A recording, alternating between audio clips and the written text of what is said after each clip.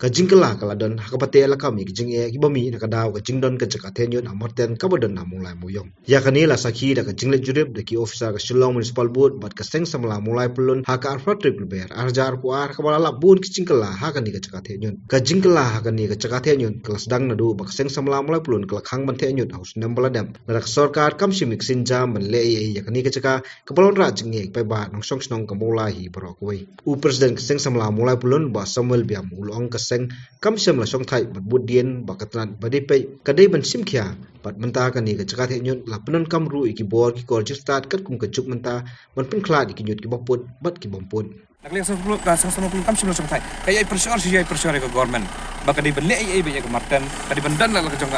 kadi ben yo be la ke galan fil baru ki jaka ki bahap baru ki stong ki thau ki bahap po is hills kin dan na ya kani ka ya kala kadi bendan la ke jong galan fil ke government hadu mentang iba hakini ki dia sengi kala extend biang ya ka taring ba ke hot application ya ki beri bedan ke jaka ke bahya lan ki stong ki right bakin ai jaka nak bentar benle landfill begini ki development ke ban nakaliang ke jongi ke song belum an ngila ya pressure ngila iba government kelas kaya kini kam.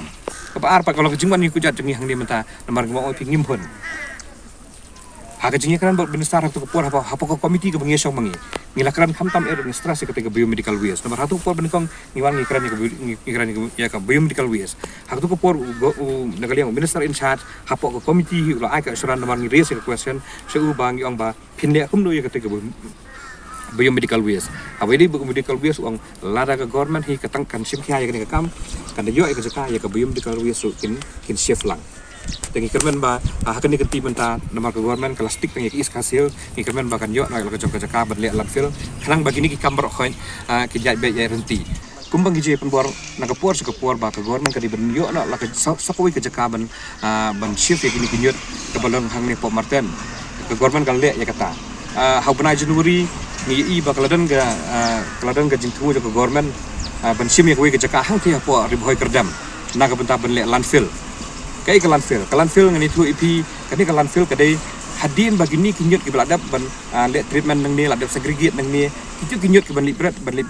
apa landfill ke ban le ke scientific term nam ke scientific method kandai ke bagi ladap segregate sana ni kata kadai ke jingtu ke government ban le landfill executive engineer ka Shillong Municipal Board ba FB Khan ulai thu ba ka board kal tai sitam man pe ka jinge ka ba ki pai ba klei kendu nakani ka chakat henyut bat ong ba deh din ka jetai ba ka jimbut din jong seng samla mulai pulun bun ki jingla kilawan ta pre ba kala da ku compost plant ko klei I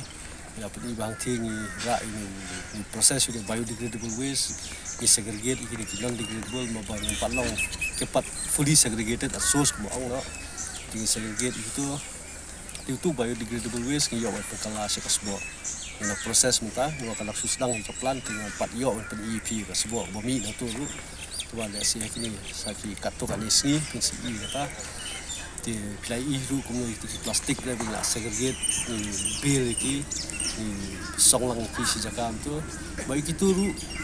ila nakaliang ka Shillong Municipal Board kala sai ko ke MOU but Dalmia Cements Limited baking from kabel itu ke plastic waste taking organic waste juga organic rejects so ini makin lah makin tang pot ini kill so cement plant pollution